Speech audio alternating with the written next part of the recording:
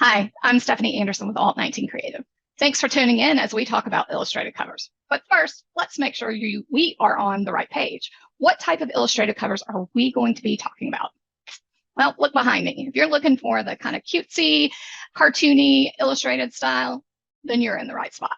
So stay tuned. Truth is I can talk about this for hours, but for the purpose of this presentation, I'm going to keep it short and sweet. I have been a graphic designer, and I hate saying this because it really makes me feel old, but I've been doing graphic design type work for over 30 years now. Yikes. Okay, that's okay, Stephanie. We all get old, right? But 12, 13 years ago, I had the privilege of working with a publisher. And that's when my love of book design began. Prior to working for the publisher, I did the occasional book for a company that maybe needed a training manual or some sort of guidebook for their clients, things like that. But I never really did books all the time.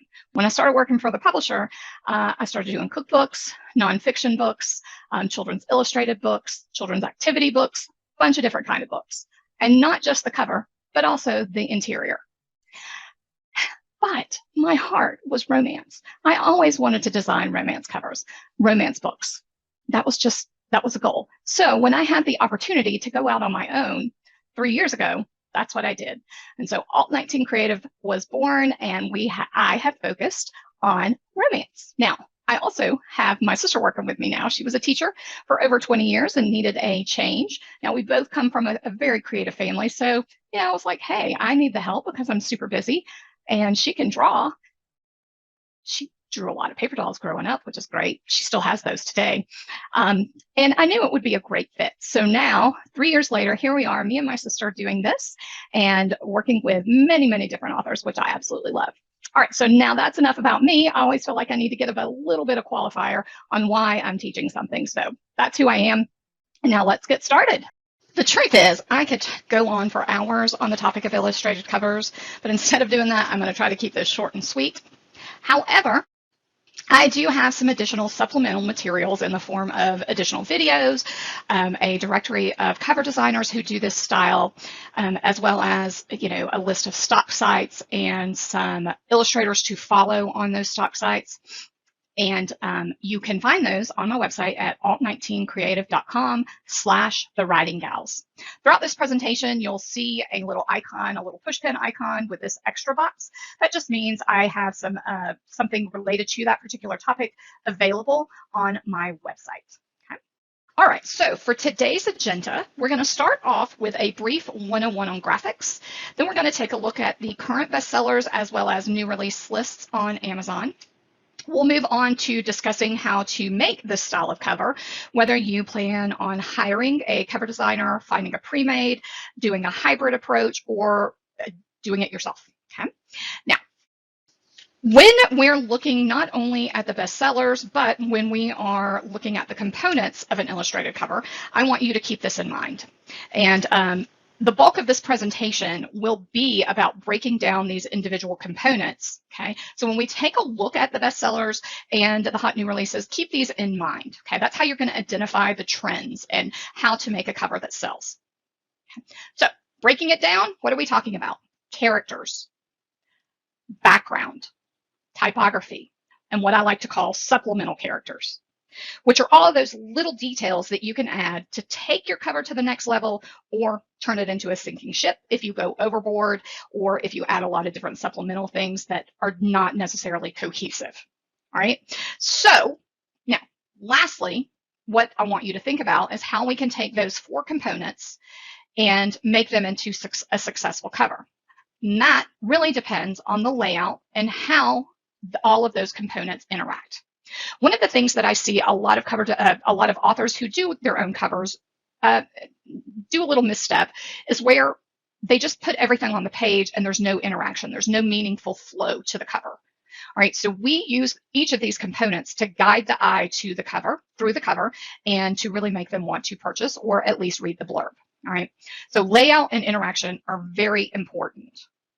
We can gather characters and background and typography and the supplemental characters all day long, but what really matters is how we put them together on a page. Now, we're going to spend some time a little bit later on this Lost and Found cover, but I want you to take a look at this Single Girl's Guide to Christmas. This was a pre-made that recently sold in my Facebook group, and it's a very successful cover. She is actually going to turn it into a Single Girls series, which I think is a wonderful thing. Anytime a cover designer can inspire a series, we absolutely love it. But this cover is actually very simple. All right. So our character, we have a girl in a red dress. We're not seeing her face. We're seeing her back. Okay. She's obviously very stylish. She's got some Louis Vuitton heels with her little red bottoms. She's got her fishnet hose with the lines in the back. She's got a glitter bow on, and we're seeing her back. So a lot of times showing a little bit of skin, even with these types of illustrations, may mean there's a certain heat level involved. Then background, she's actually just on a very flat pink background. There's no depth to the background at all. Then we have typography. We have 2 blocks of typography. We have the title, Single Girl's Guide to Christmas, and then we have our author block.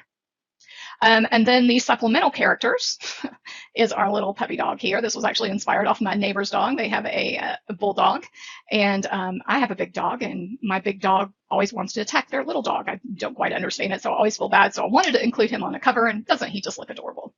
And then also some of the supplemental characters to this cover are all of these floral elements around the edges. All right, so now let's talk about layout and interaction with this cover.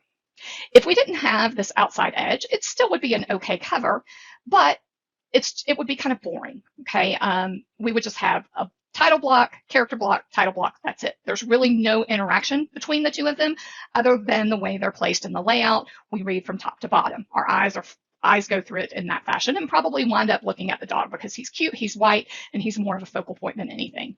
When we add these floral elements pointing inward, our eyes are immediately drawn more towards the girl, okay, our character.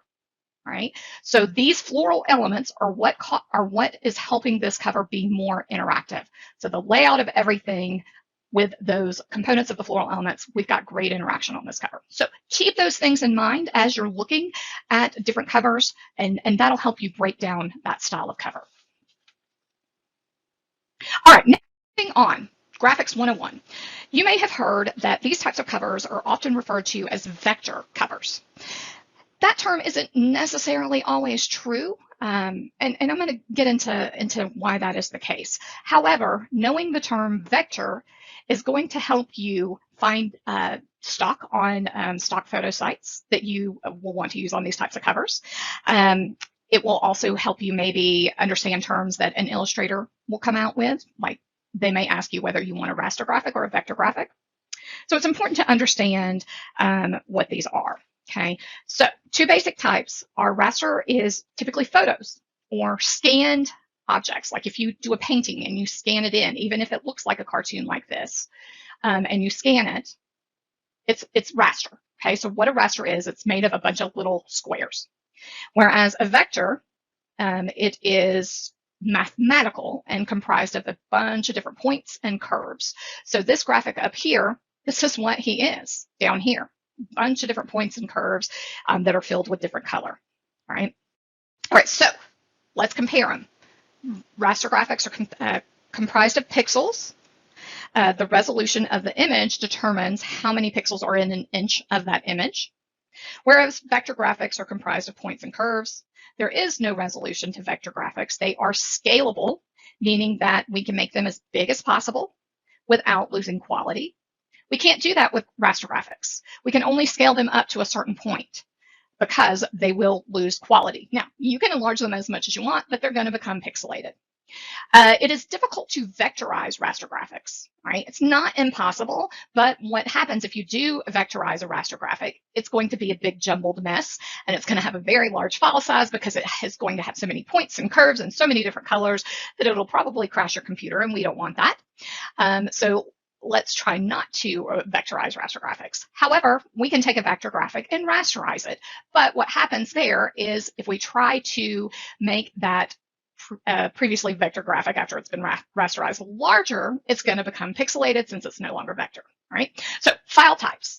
With raster graphics, the most common file types that you're probably familiar with are JPEG and PNG. All right, those are what's known mostly out there now. There are many different kinds. I've just listed a few here.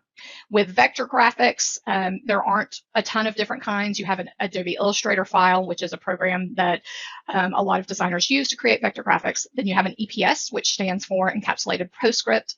And then you have SVG, which stands for Scalable Vector Graphic. And it's actually a vector graphic that can be used on websites and digital media and stuff like that. Whereas before, vector graphics were always just print, but now we do have them for websites and stuff. Now, some people lump PDFs into a vector, but that's not always the case. It really depends on how a PDF was created to determine whether it is vector or raster.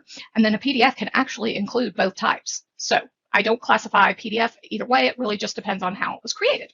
Okay, vector style Illustrator covers are not new by any means. I've always been drawn to them.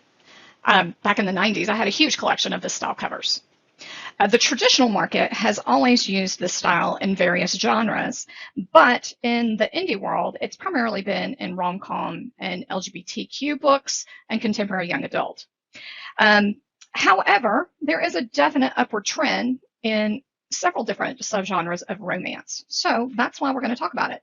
Now, for the purposes of this presentation, we are going to stick to some basic categories. I could spend a long time. I could actually spend several hours looking at all the different categories under romance and dissecting the covers. But that's what you need to do. That's part of your homework if you decide you want to do this style of cover. Follow those bestsellers and hot new releases. Now, I do have an extra video on my site that's going to walk you through the best way to look at those. You know, any group, when you post a cover and people tell you, well, it's not quite hitting the market, they always tell you, go look at the top 100 bestsellers. What does that exactly mean? And how often should you do that? And what do you need to pay attention to? So I have an extra video to break that process down, right? So now, as we are looking, we're going to take a look at the bestsellers as well as the hot new releases. Now, the hot new releases are typically books that have been released within the past 90 days, so it's a good way to see trends. Now, in this video, we are not going to talk about upcoming releases because that's just going to add more time. So I do have an extra video on, you know, how to see what's coming up, mainly in the traditional world, but I think it's a good thing to always follow what the traditional market is doing as well. Okay, so as we are looking at these covers that are on these lists, think about these components. Take a look at each of these components: the character, the background, the typography, the supplemental characters, how it's laid out, and how they all interact. Okay, so identify those, keep track as you're looking at these lists. You know, you maybe do some screenshots or just save the covers and label it. These were the best-selling covers, or these were the hot new releases on this date. Look at all the different components that they have and how they are laid out, and that's going to help you identify trends and see what's going to work in the market. All right, so we're going to start with the main romance category. If of the 100 covers in the main romance category, we have 4 illustrated covers. Now, this often greatly varies. Sometimes there's maybe 10, sometimes there's none. So it's always constantly changing depending on the day, even depending on the hour. But at the time of this presentation, or when I went to look at the list and pull all the covers, these are the 4 that were on that big list. So keeping in mind of the components, number 1, characters. For this first one, we have a silhouette. He appears to be a superhero because it looks like he's wearing a cape. Okay, very simple. We don't see the top of his head. He's cut off at the thighs. The second cover, they're highly illustrated. This is actually one of my favorite illustrators, the person that did this cover. I recommend following her on Instagram. Her name is Lena Kaufman. I swoon over her stuff, and I aspire to be as good as she is, even though I'm not anywhere close. This would be my goal, to be able to illustrate this well. She does beautiful, they're still cartoony, but they're realistic cartoony. Right? They cover, let's say, 2/3 of the size of the cover, so they're fairly big. And then this cover, we have actually 4 characters. We have a girl and 3 guys. Without the tag up here, we know this is going to be some sort of multiple partner book. I don't think it needs to say reverse harem for us to give us the idea. This cover kind of broke barriers for reverse harem, where we're typically used to seeing reverse harem with, you know, several guys or maybe just one guy and the girl. But this is an illustrated version of that reverse harem trope. And it's actually quite a great cover, but it is a spicy book. And when you open it up, she does say, "Don't let this cute cartoony cover fool you. This is a spicy book." So she lets us know. So these style covers can definitely be used for spicy books. Right. So in these style of characters, they're actually very simple. This is probably one of the most common styles for indie covers, except that most of them are faceless. Now, I am not a fan of faceless characters, and there is an upward trend where we're leaning more towards faces on covers, which I embrace greatly.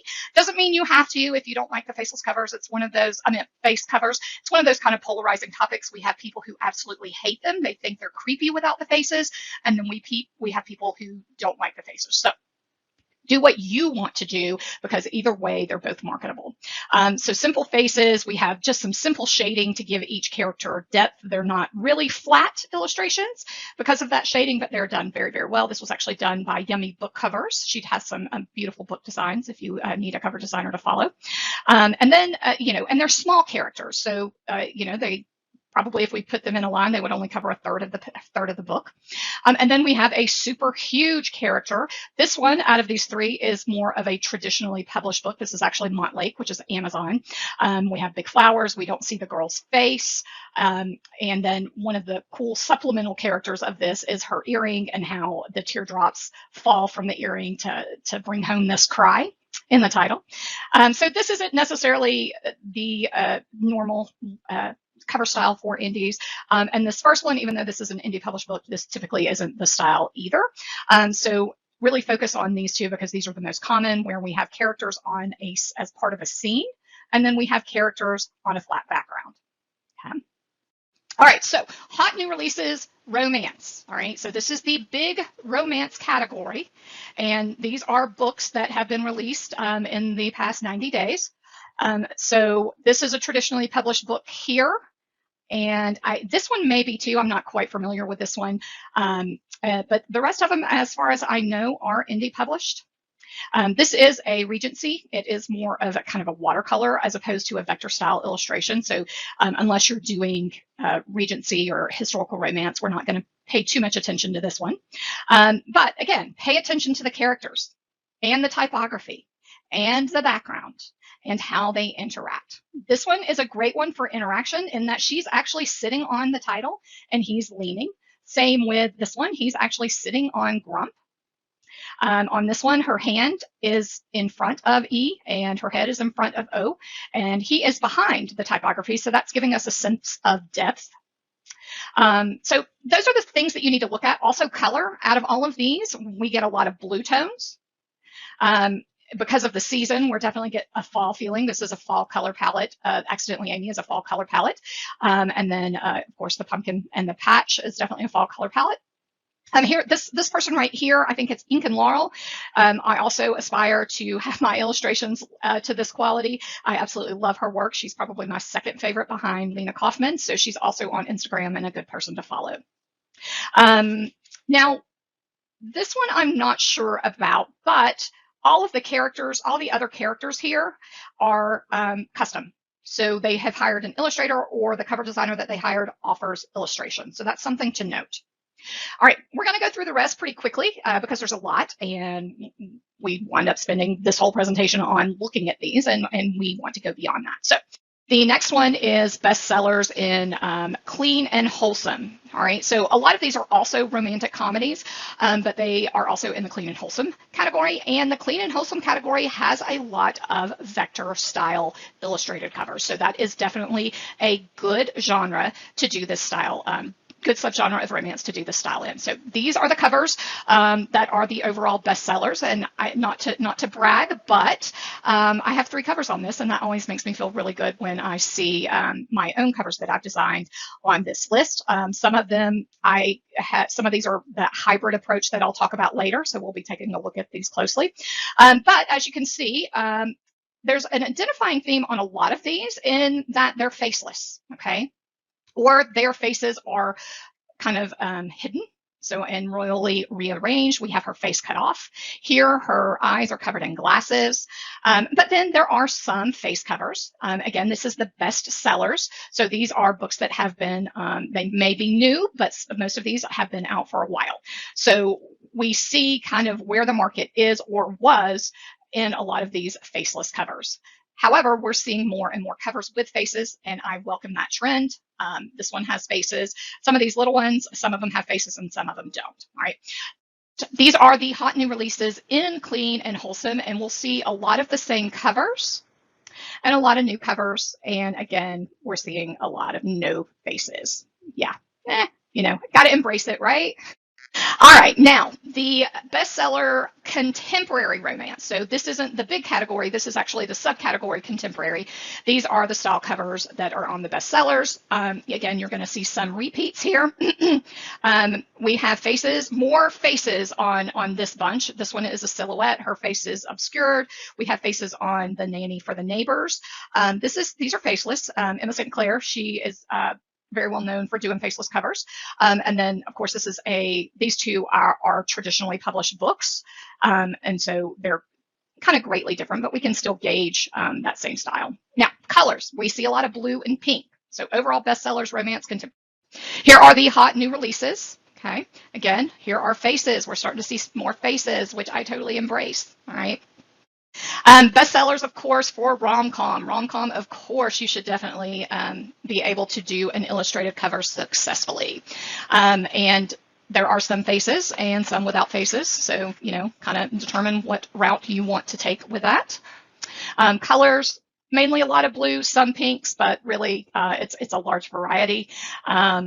Lots of large titles. Now, some of the book titles can't be large because they're only one word, but you'll notice that's something when you're thinking about naming your book. How long do you want the title? I try to keep it simple and not do long words, because long words you're not able to go big. All right, so that's something to think about. Here are the hot new releases for rom-com. And this is just a trend to keep an eye out, because at one point the covers were trending in this direction, and now they've kind of taken a step back. But looking at the hot new releases now, it looks like that trend is still continuing. And that's where, instead of having a flat background or a simple, building in one color on the background, or a monotone background, like in Neat Fake, where there's a background, but it's all kind of a shade of blue, so we're not getting a lot of details, puts the focus on the characters. But there has been a trend for quite some time, but it kind of comes back and forth, where we have complete and total scenes. So we see that in this one, Lord of the Manor. Both of these characters are in front of a window, and we have lots of supplemental characters around it. This Highlander for Hannah, I think this was another Lena Kaufman cover. We have this entire scene. This What Up, Mary Brown is also a scene, but it's also kind of a mixture of a scene and more of the monotone, because we've got gray buildings over here, whereas these are pink and green. So that kind of gives a sense of the story. Definitely some sort of journey, or maybe some sort of, I haven't read this book, so I don't know, but she has maybe an opportunity to choose from a colorful life to kind of a drab black and white life. So that's how we can use those scenes to give that kind of feel on the cover. This is probably one of my newest favorite covers. I don't know who the designer is, as it's not on the look inside, but I love this cover. The characters are super cute, and they have faces. I love faces. The typography is big. This is I love the color combinations here with the yellows and greens and pinks. And then we have, even though the couples are separate, they're still interacting, because the faces, you can't see in detail what the facial expressions, but they really say a lot when you look at this cover. So there's a lot of interaction here. And then the leaves are pulling us into the center of the cover, so we have a lot of interaction there. So those are the things that we should look at when we are looking at the covers on the hot new releases as well as the bestsellers. So with hot new releases, we can identify those areas that are going to be trending, those components that are trending. And looking at all these, one of the things you can definitely see is big typography. For the most part, there are some that are not, and some of them that don't have the big typography, I don't think they're quite as successful covers. So I definitely am one for big typography if your title allows it, and then figuring out how you can get your characters to interact with that typography. Okay, we are going to take a look at the different approaches if you want the style of cover for your book. Also, this is definitely one area where I'm going to have a lot of supplemental videos on additional topics on my website. All right, so our first approach, hire a cover designer. All right, we're going to talk a little bit about that. Buy a pre-made cover. There is a hybrid approach that I'm going to talk about, and then, of course, DIY. First up is hiring a cover designer. The thing you need to know about cover designers is, and what questions to ask them, do they do only stock? All right, so do they take the stock that's available out there and manipulate it to create a cover? So this first one, falling under the mistletoe, every component of this cover is all stock. All right, I think it has 1, 2, 3, 4, 5, 6. It probably uses about 8, maybe more different pieces of stock to pull together for this cohesive cover. So that's something to note that we'll talk a little bit later, is making sure the components that you have on your cover all match and are cohesive. So all of these illustrations that I used in this cover are all flat, meaning there's not a lot of depth to them. There's not a ton of shadows, but they're not completely flat because we do have some of the color, the darker colors to show different parts of the body. Like this leg is darker than this leg, so we see that they're different. And then we have some folds in his jacket.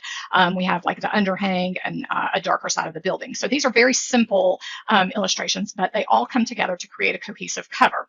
One common issue that I see a lot, some cover designers do this as well, but a lot of DIY authors try to use illustrations that don't necessarily match. And so that's something that you definitely need to pay attention to if you're going to DIY. You want your components to match. You don't want like more of an illustrated looking background with a very detailed couple. You don't want a flat couple in a very detailed background. That's going to have some, they're just not going to mesh well together. So also too, once we get into looking at stock, you'll learn that there's a lot of female stock art, but there's not a lot of great male stock art. So you can use stock art from different designers, but you want them to match. You want them to have kind of the same facial features. Like a lot of stock may have a lot of embellished faces, like their heads may be bigger and their eyes may be bigger. And then other stock may be more realistic. You don't want to mix the two. So that's something to think about when only doing stock covers. So going back, now that I'm off topic, hiring a cover designer, ask the cover designer, do they only use stock, or do they use stock and custom art?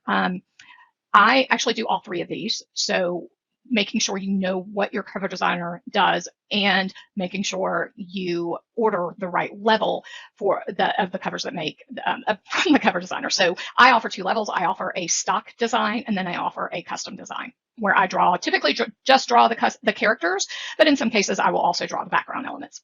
So this middle one, it uses stock in that the filing cabinet was stock, and these paper pieces that are flying around, those are stock, but these characters were custom. Anna, she gave me a description of her character. She did very well. She gave me pictures, gave me perfect details on how they look. And my typical process when I do illustrations such as this, I typically use Daz. And I don't know if you've ever heard of Daz, but Daz is a 3D rendering program where you can create a bunch of different characters. A lot of the fantasy covers use Daz, and then a lot of the artists will just paint over kind of the plasticky look of Daz, where I use Daz to create my poses and kind of the basic clothing and the hair, and I use that as a base for my sketch. So I can get them posed in the way I want them to. And so this was originally started as Daz characters that I created, and then I added certain components on top of that. So if you ever want to see, I have a little flyer on the process. I'll actually put it on my site that walks you through how I turn these Daz characters into custom illustrations for Anna. All right, moving on. This cover right here, this is completely custom. Everything on this cover was hand drawn. So when you are looking to hire a cover designer, do they only use stock? Do they use stock and custom art? So a lot of them will draw the characters, but maybe all of the supplemental characters will be stock, or can they draw everything for the cover that is needed? All right. So where can you find a cover designer? Well, a great place to look if you've never heard of it is the Cover Designer Directory. The cool thing about this website is that all the all of the cover designers there have been vetted, meaning you're going to get a certain quality out of the cover designers that are there. Not everybody can join this directory. It definitely requires a certain level of professionalism for the covers. The other cool thing about this directory is that you can find cover designers based on genre. So if you are doing a romantic comedy, you can go to the cover designer directory, look under romance, look under rom-com, and you're going to see covers from several different cover designers who design in the romantic comedy genre. Then you can click on that cover, see their details, visit their website. So it's great.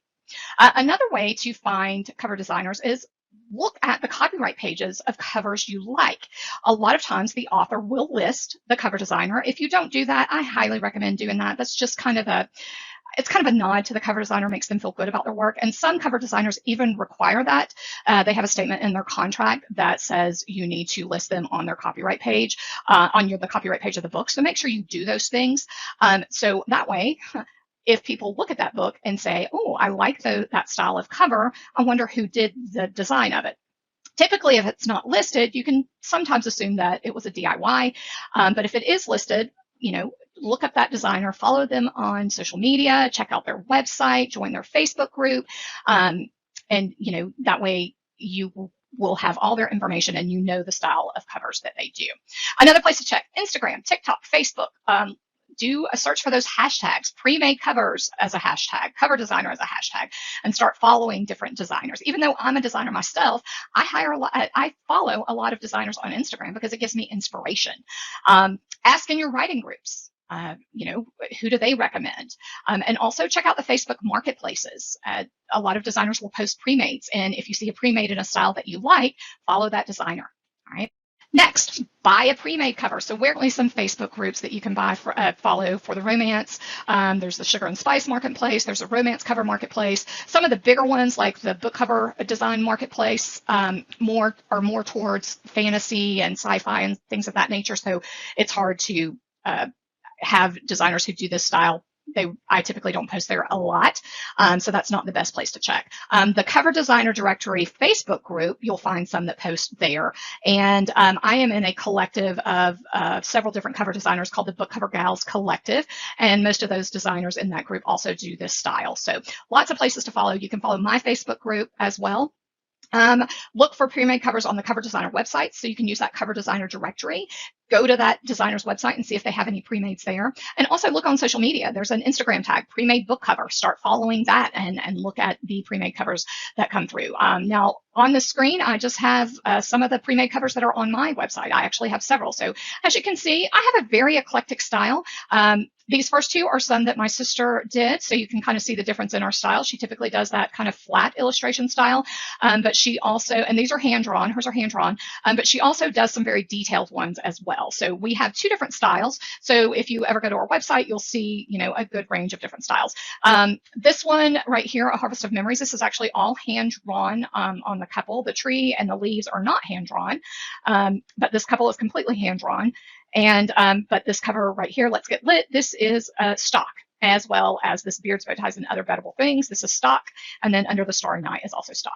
You will find, for me, I mainly do stock in a lot of my pre-mades. I will occasionally do hand-drawn illustrations for my pre-mades. It's just that those are going to be a higher price point and they take longer. So typically I don't do a lot of pre-mades that are hand-drawn. Now, my sister will in this style. So that just gives you an idea of some of the pre-made covers out there. All right, hybrid approach. All right, first, hybrid approach is you hire an illustrator. You go on Instagram, find your illustrator, or maybe somebody can recommend an illustrator for you. Now, I'm going to kind of state one of those unpopular opinions. Try to avoid Fiverr. And the reason I'm saying that is I've had designers, or you can't see me, but I'm doing quotes around designers, who have actually used my covers in their portfolio on Fiverr. It is known for this. So yeah, there are some good designers on Fiverr. And if you've worked with one, stick with that person. But just finding someone new that is trustworthy is going to be very difficult. There's also a lot of often miscommunication issues in dealing with people on Fiverr because they may not speak the language that you speak. And so that causes some miscommunication. There are sites out there that are better than Fiverr for hiring people. For me, I've used freelancer.net. I have in the past, when I first became a published author, I commissioned some illustrations that we'll look at later that I know would have taken me way too long to create myself, and they probably wouldn't have been as good. So I commissioned an artist on Freelancer. Yes, the price point was a little bit higher than what I could have gotten on Fiverr, but there was a level of comfort knowing that I'm hiring somebody that's not going to take that art and resell it. That's another thing that I've seen with Fiverr artists is you'll get them to do a vector illustration of a photo that you have, and then they turn around and put that vector illustration on stock sites. So your custom job is no longer custom to you. It's going to be available for everybody. So that's something to think about when hiring an illustrator. But Instagram is a great place. However, just remember, you might pay more than you expect for certain artists. Art costs, unfortunately. Avoid AI art. We'll get into that later. I'll probably have a presentation on my website about that, but definitely stay away from AI art until all of the copyright issues come out. I just don't think it's going to be the best way to do vector style illustrations anyway. All right, getting off track again. So back to our hybrid approach, hire an illustrator, and then you do the layout and typography. So the illustrator just does the characters, and you're going to do everything else. You need to make sure the illustrator does it in a style that's going to be cohesive with the elements you pick out for the layout. Okay, so whether it's the background or whether there's supplemental characters that we talk about, you need to make sure that their illustration style is going to be cohesive with anything you pick out. All right, the other hybrid approach, and this is actually quite common with me because I do have a cover design level of typography only. So a lot of authors will hire an illustrator to get the style of illustration that they want, and then come to me and I'll do the layout and typography for the book. Okay. So when I talk about hybrid approaches, these are just a couple of the covers that I've done in a hybrid approach. So Rachel hired an illustrator to do these characters, and then she hired me to do the layout. So this was an entire series, and she sent me all the characters, and I created the covers with the characters. Some of the models I tweaked in just creating a more cohesive color palette for the entire for the entire cover, but that is a good example of a hybrid approach. Here is another one that is a hybrid approach. Now, these are highly vector characters. It's one of the areas that they're trending up for this style. Not my personal favorite, but it is trending up. Sometimes I think that although these are done very, very well, sometimes these highly vectorized covers can be a little harsh in the face and some of the clothing. And another reason why I'm not a big fan is that sometimes when we try to vectorize covers, photos, they have a tendency to come out with this highly vectorized look. Although these are done very well, so you could definitely use these style. You just have to, be careful when you hire those illustrators to make sure you like the style that they do. These are very successful. So I took these characters and we came up with this overall layout for this particular series. Different color schemes for each book, but they all use the same base design. This is a hybrid approach of my own. What I did, this is an artist that I commissioned on freelancer.net. This is my favorite type of illustration where it kind of has that coloring book look to it.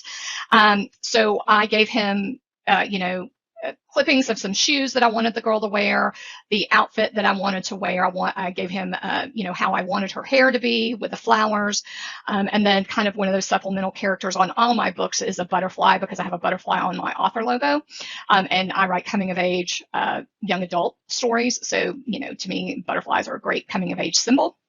And so this first one is what the illustrator provided me. And then I took his illustration and I colorized it. I also added this necklace because it is quite meaningful to who this girl is. And then this is how I use the illustration in the cover. So these hybrid approaches can help you save money and get the type of illustrations that you want. If you have a cover designer that you like who is American, and they do great illustrations, sometimes their price range may be above what you can afford, only because our standard of living is different than someone who is maybe working in the Ukraine or in India.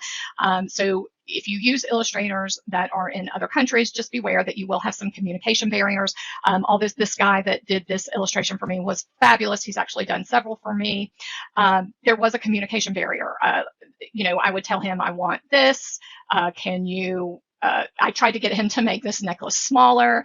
I tried to get him to put a ring on, and it came back in all funny spots. So just know that there sometimes is communication because you don't speak the same language. So hybrid approach that can definitely work for you. Yeah, these are my favorite illustrations. I still love, I mean, I did this 3 years ago, and I still love the cover. So, all right, so now we're going to get into DIY. There is a lot of extra material on my site when it comes to DIY, all right? You're going to be able to see me create some covers from scratch and learn kind of the different programs that you can use. We're going to go into a little bit of DIY here, but definitely check the extra materials that I have available on the site. All right, so going back to our components of a cover, all right, I am showing you, this is the probably the most popular cover I have done, and this was, goodness, over 2 years ago when I did this cover for Emma, 2.5 years ago maybe, I don't really remember, but it's still on the bestsellers list for rom-com. It's a very successful cover, and it's actually quite simple when you break it down. All right, so here's what the cover is like. Our characters. This is actually stock. This is not custom drawn characters. The stock that I used to create this is this girl holding this guy, this wedding couple holding a quite funny illustration, but I knew what we wanted to have the Emma's vision was to have the girl dragging the guy to the altar. And I knew, based on my knowledge of vectors, that I would be able to manipulate this stock art into what we see on the cover. The legs are there. They're flipped a certain way. I did have to tweak her hand a great deal. And they do have some cheesy expressions on their face, but those are hidden. So we don't get to see those cheesy expressions. All right. Now, the background of this cover is kind of flat. It's just a basic blue, but we do have a pattern on top of it that's light, slightly lighter blue color. And that pattern was pulled from this stock piece right here, and it was just recolored. Typography, just big and bold. We have actually three different fonts. Royally is in a script font, and then Rearranged is actually in a decorative sans serif font. But these two fonts were actually part of a duo, so they were designed to go together. So that is a great way to figure out typography on your cover if you want to do that double style of typography. Find a duo font, okay? And then our supplemental typography is, if I remember, it's either Josephine Sands or it is Futura. And then supplemental characters, we've got a crown here so that, even without the title, this crown is going to signify that this is some sort of royal book.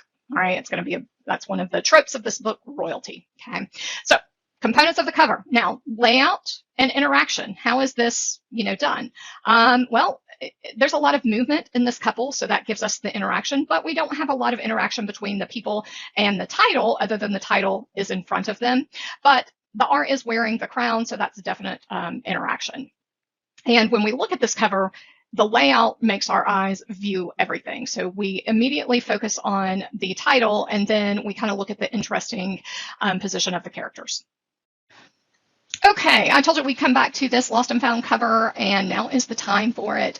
So characters, we have some custom illustrated characters here. They're not flat. They have some dimension to them. We see the folds in the clothes. We have some shading in the face for the chin, and in the hair, we have some shading. So these are custom illustrated characters. Our background is, oh wait, let me go back to characters on this. There's some interaction between these two. We have him pulling her up. So we're going to get a sense of a trope, possibly, with this pose. So that's how you can use character poses to kind of show perhaps your tropes. It's very common with enemies to lovers. You could definitely have your characters back to back. This is kind of almost a damsel in distress pose. So, it might be interesting to see what we get in this book when it comes out. And then background. This is a scene background. We have the blue sky with the forest. So this gives us a sense of setting. Typography, big and bold, which is how I prefer it. Supplemental characters, we have an interesting tidbits that kind of give a sneak peek into the story. We have a skunk here. And then we have Bigfoot here with a peace sign, so that's kind of interesting. Another supplemental piece is actually going to be a unifying element throughout the series, and that is this flower down here, or some may call it a weed. Don't go back and tell my 5-year-old self that a dandelion is a weed, but we're going to see this element repeated in flowers on other covers because our characters are named after flowers in her book. So this is dandelion. So we have a dandelion here. So I absolutely loved how this cover turned out for this book, and I actually can't wait to read this book because, you know, just the cover itself, it gives us a lot of interest in knowing and desire and wanting to know what this story is about. And a hint of his job. Can you tell me what he has? All right, overall layout, everything works very well together. There's a lot of interaction. So it almost looks like he's holding the bunny ears above his face when actuality, I mean behind his head, when actuality he's just given the peace sign. But that's kind of a comical element to it. We have the characters interacting with the title of the book. We have his arm going through the D, her hand, and his hand is on top of the N, and then her hand is underneath the N. So that gives a sense of movement. Now, we've already talked a little bit about this cover, but, you know, breaking it down, we have the characters. These are custom characters again. Both of these are Lost and Found characters were custom, and then these are also custom. Pink flat background, but we also have these fly-in papers. So this gives us a sense of setting. So this is probably going to be some sort of office rom-com. And then we have the filing cabinet as a supplemental as well. It's an office rom-com, obviously. And then for the typography, these are, you know, we have a stylistic sans serif with a script. It's a very popular style of typography to do, so you can never go wrong with this look.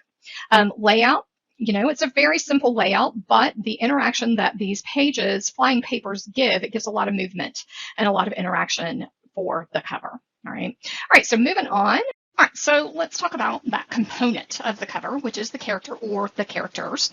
You basically have 3 options. You can use stock as is. So here we have on the left, we have a couple, this is just a straight illustration that I believe came from Shutterstock. They're interacting. You can also find 2 different people and put them together on the cover. So, you know, don't hesitate to use stock as is. The thing is, people will see it if they've seen that stock before. It's just like a photograph, it can get reused. So what I like to do is always make certain tweaks to the stock, just so it doesn't look like it was on a stock site. Now in the middle, we have manipulated stock. Now, if you are good with graphics, this is definitely something you could do. If not, these are the types of things that a cover designer can do. This is the original image, is the steampunk girl. She had, you know, kind of a ginger hair, and this outfit was very steampunky. But on the right, we made her into a little Christmas elf. She has a kind of a elf Santa hat, and she has candy cane earrings and necklace. For the buttons, we replaced the cogs with snowflakes and put a little pin right here, and then changed the colors, changed her stockings to be some vertical or some diagonal stripes, and changed her shoes to boots. So when you're looking at stock, it's kind of like photos. You can look at it to how you can manipulate it, how it can be changed.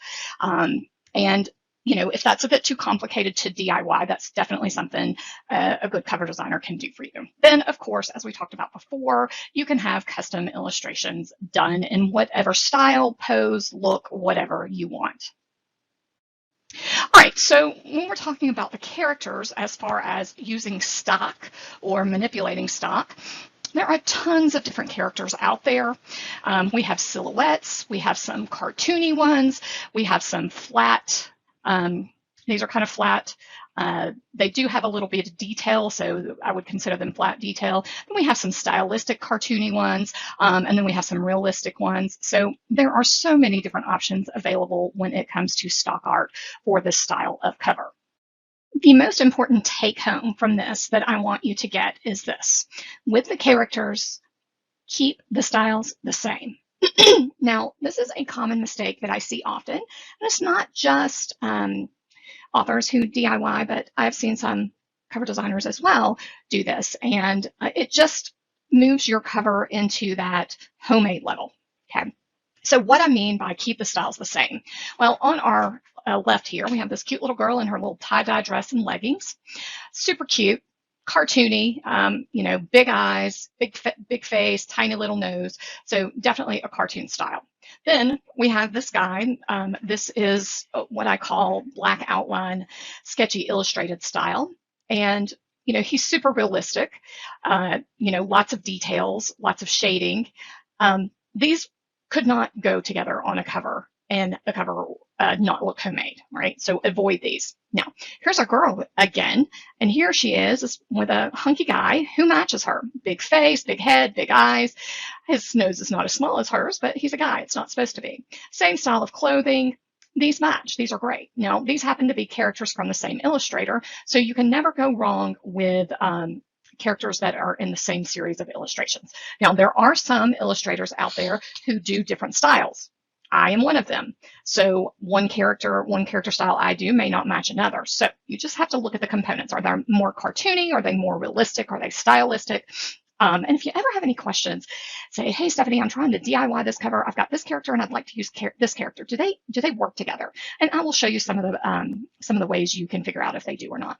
Now, last here, we've got a girl that's going to work with this guy because, well, they are from the same illustrator. It's the same style. So these could work together on a cover. Now, something that you will learn is that a lot of the stock sites, there's some great illustrations out there. But this one illustrator that you like, maybe on Deposit Photos and Shutterstock, maybe they just don't do guy characters. They have all girl characters. And you need to find a guy character to match. Now, that can be difficult, especially if it's a style that is not super popular. So be very aware, do they look cohesive? Could they work together? So it's not too hard, so just think about it as you're looking. Pay attention to the shape of the eyes, the shape of the face, the style of the clothing. All right, so here is more about characters, and it's the big question, face or no face? Now, there's stock art out there that comes with no face. There's stock out there that comes with bad faces. There's actually stock out there where you could add a face to another character. You could remove a character's face if you don't like it and put another face on. This graphic on this page is kind of explaining that. On the left, we have a character that I call Beady Eye Noodle Body. Okay, she has black beady eyes, and her arms and legs look like noodles, floppy noodles. Now, these aren't my favorite type of characters, but they work great for children's books, and if you're going for something super funny. Now, I really do not like their faces at all, so I typically try to remove the faces on these characters if I ever use them. Now, the middle one is the same character, but it's faceless. Now, it suddenly doesn't look as cheesy. And then lastly, we have a completely different face added to her. And if you wanted to go for the face, this would definitely work. However, for this particular graphic, I prefer the middle with no face, even though I typically do not like faceless characters. So lots of options available. I will warn you, once you start looking for stock, as with stock, period, if you've ever gone down that hole, you're going to fall down the rabbit hole when you're doing it. Now, I have a recording on my site where I walk you through all the different types of vector graphics that are available, mainly on Shutterstock, because that's what I use mostly, but also some specialty stocks. We'll look at Deposit Photos as well, as I know a lot of people use that. There are great vectors out there that you can use yourself without needing to hire an illustrator. Now, if you do want to hire an illustrator, that's great. But just know if you are on more of a budget that there are plenty available for you to use. Now, we may not get the poses that you want or the exact look that you're going for, but there are enough out there that you don't have to rely on an illustrator. Now, if you go back to our review of all of the bestsellers and hot new releases, the majority of those are custom illustrations. We did see a few that were stock.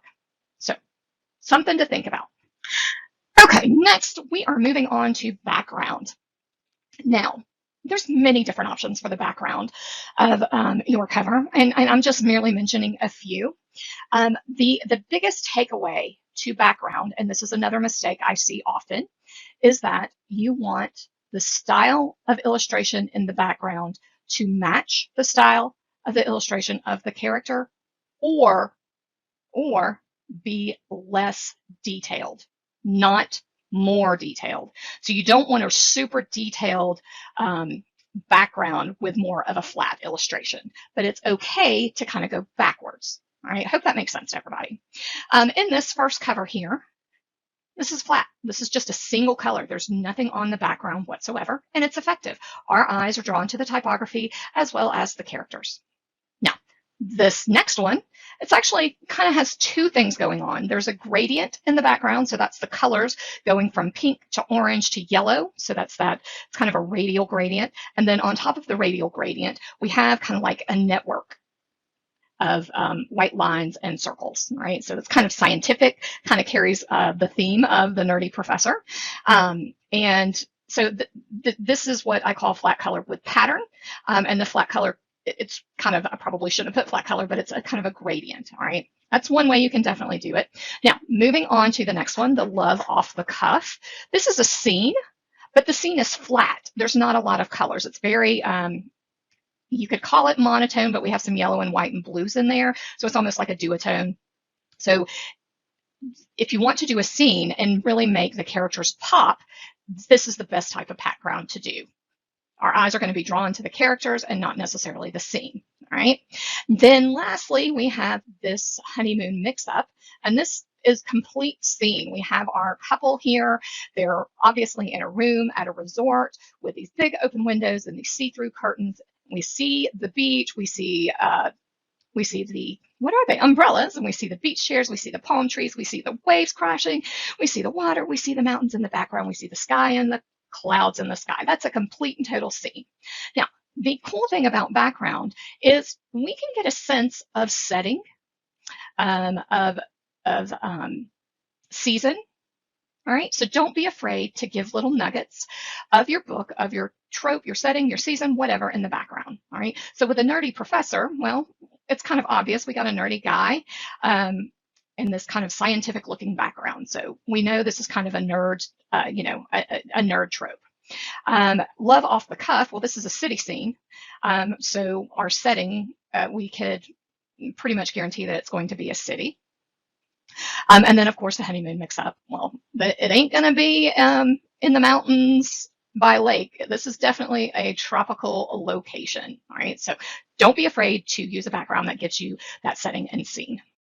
Okay, a little bit more on background, and it kind of goes back to what I said previously, where you want your background to either match the style of your characters or you want it to be less detailed, okay? However, in those situations, sometimes a less detailed graphic doesn't work if the styles greatly vary. So this particular cover right here, Prim and Not Proper, this first one on the left-hand side, these characters are my favorite kind, where they are outlined in black and filled in with color. So it's like a coloring book. I love to color as a kid, so that's probably why I'm drawn to this particular style of illustration. But the background is a vector, boxy vector with color. It's a little bit too busy and it doesn't have the same style, like the buildings aren't outlined.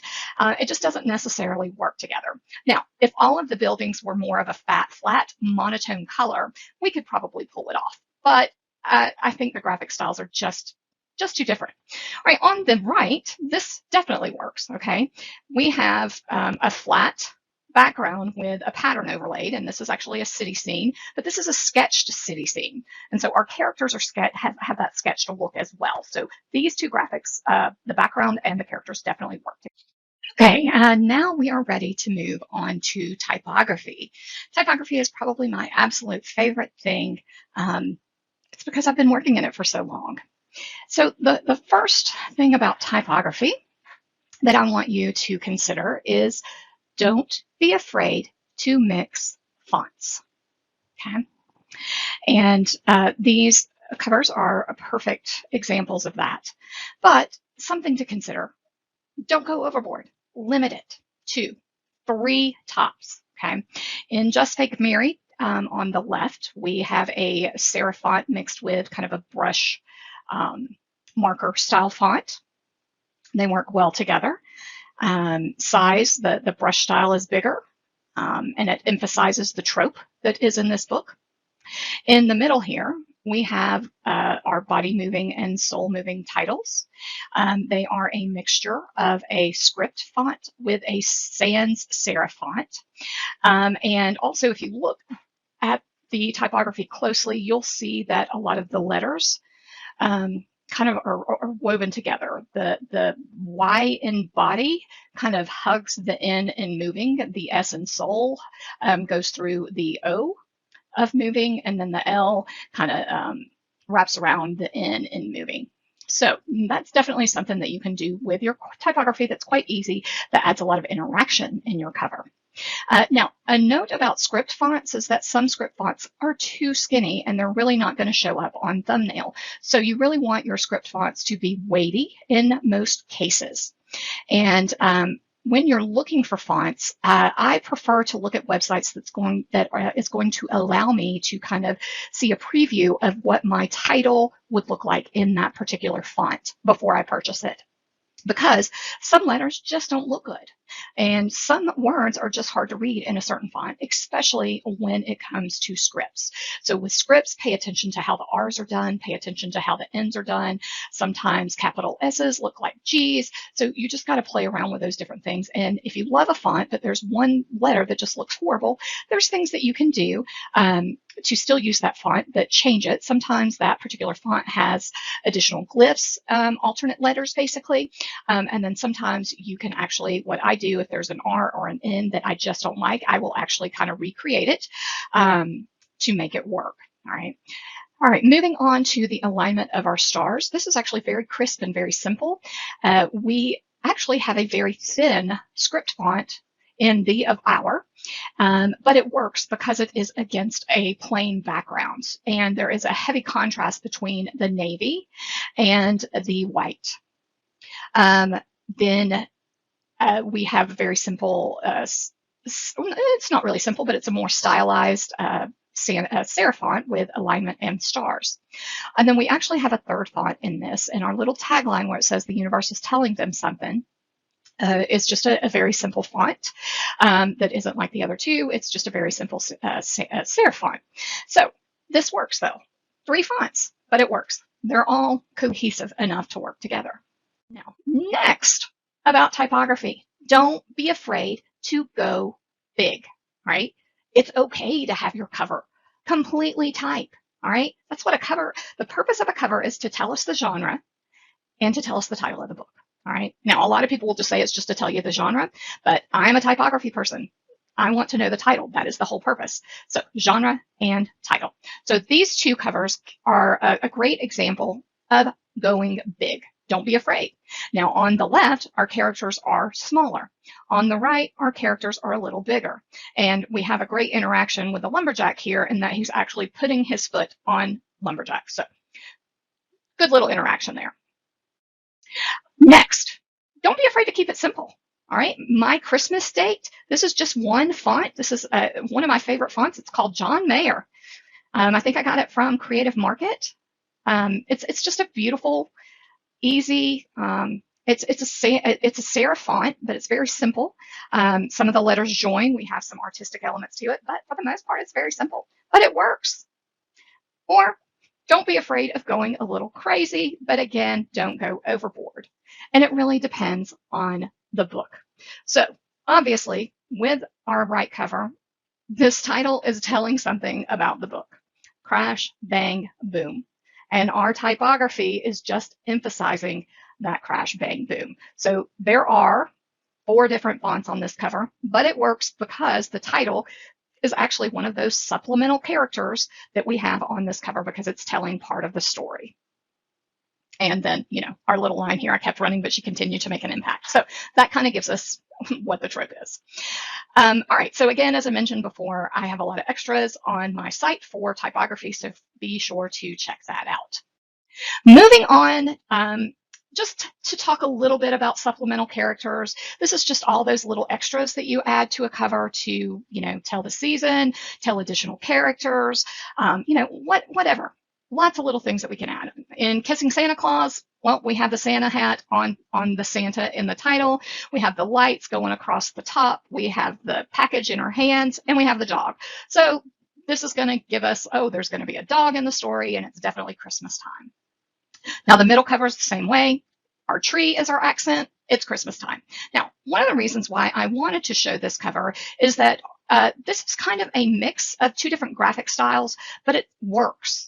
Okay, our tree is a bit more detailed than our characters. But in this situation, it works. It kind of creates this whimsical feel to the cover. And that's important to know, is that if you know the rules, you can break them as long as you break them effectively. Okay. Now, on the cover, Stolen or Stalin Kisses, there are a lot of supplemental characters on this cover. All right. So first of all, our character's clothing. Our female character is a teacher, and so the shirt is actually the high school and their mascot. She has a lanyard with her teacher's ID badge, and then our guy is a baker, and so we have his apron. So part of the characters can be some of those supplemental characters where we're giving extra tidbits to the story. And then we have a cat. And then our background, which is a supplemental character, is kind of giving us the setting. There's a little pretzel guy sitting on a bench, and there's a flag. We can't tell what the flag is, but we have the mountain. So all of these little things are those little extra supplemental characters that can really give a lot of details on the cover to the story that's going to be inside. All right, now lastly, just a little note, this didn't really fit in anywhere else. When I was planning this presentation, I actually put this on my Facebook feed as well as in a couple of cover groups that I'm in, asking for feedback, because I wanted to make sure that, you know, what I did was that this was portrayed properly. Out of all the people that answered my question, which one would be steamier, A or B, I only had one person say it was B. All right, so that tells you something. Something that is not done a lot right now with these types of covers is a hint at steam. What's the heat level? We can do this though, okay? The A is definitely steamier. You can tell the guy has that cocky look. He's got his hands on his cuff. He's straight up. He's looking to the side out of the corner of his eye. He just looks on the dirty side. And then we got the girl. She's got her back arched. They're actually touching in the bottom area. She's got this look on her face. Okay. Yeah, definite perfect cover that has a higher heat level. Whereas on the right, we have a sweet couple in a sweet embrace. Yes, they're closer together. They're nose to nose, but they've got sweet smiles. And he's got his arm gently wrapped around her. Okay. Now, the one thing about this cover, had I done maybe shot glasses instead of champagne glasses, it may have been a little bit more on a higher heat level. So think about those little things. One more thing to mention on A is that she's showing skin. Okay, half of her back is there, upper back and lower back. Our girl on the right, more conservative. We can tell the shirt is loose. Okay, so definite. Easy to portray heat level. This is not something that is done a lot, but when I do covers for people, if they tell me that it is a higher heat level, I always am going to put them in clothing that's going to show a little bit more skin, maybe in closer poses, less sweet poses, I guess you could say. And if a cover is on the the sweet side, more clean, putting them just holding hands, just kind of walking, less contact and more clothing. Same thing that applies in covers for photo covers can apply in vector style illustrated covers. And one last note, color. Color is probably the most unifying element on this style of cover, any cover really. Don't be afraid of it, but keep it cohesive. Now, color is probably one of those things that could go on for a 5-hour discussion. So I'm not putting anything in this presentation about it, but I will go into a little bit of extra detail on some of the extra supplemental videos about color palettes. And one of the best things that you can do, especially if you're designing a whole series, is create a color palette at the beginning and stick with it throughout all your covers. All right, that's all I've got. I hope you enjoyed this. Please don't hesitate to reach out to me if you ever have any questions. If you ever need a cover designer, I typically book out 3 or 4 months in advance, but we would love to work with you. Also on that website, alt19creative.com/thewritinggals, I have a guide, a reference to other cover designers who do this style. It has their availability, their price range, and a couple of samples of covers that they have done.